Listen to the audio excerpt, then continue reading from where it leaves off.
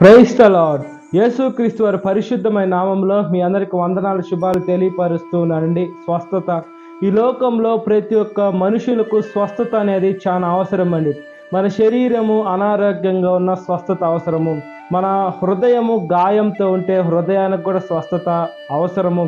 మన ఆత్మ కూడా ఏదైనా బలహీనంగా ఉంటే, సాతాను శోధనలో ఉన్నా కూడా ఆత్మకు కూడా స్వస్థత అవసరమని దేవుని వాక్యం సెలవిస్తుంది.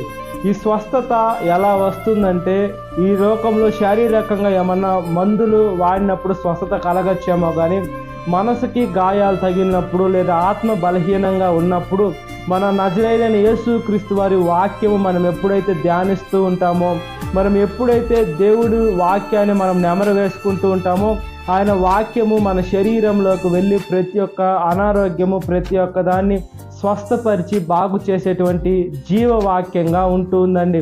మనము ఎంత కృంగిపోయి ఉన్నా కూడా, ఎంత బలహీనమైన స్థితిలో ఉన్నా కూడా యేసుక్రీస్తు వారు మనల్ని నిలవబెట్టాలని ఈ లోకానికి వచ్చారు. ఆయన మనల్ని స్వస్థపరచాలని వచ్చారు.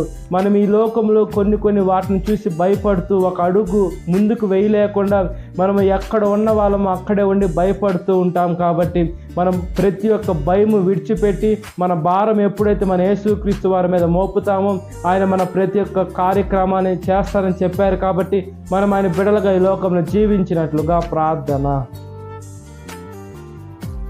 మహాపరిశుద్ధాత్మదేవ, మా ప్రియ పరలోకపు తండ్రి, ఈ లోకంలో ప్రతి ఒక్క అనారోగ్యము, బలహీనత, సాతాను శోధన నుంచి ప్రతి ఒక్క మనుషులకు స్వస్థపరచమని ప్రాధేయపడుతున్నాం.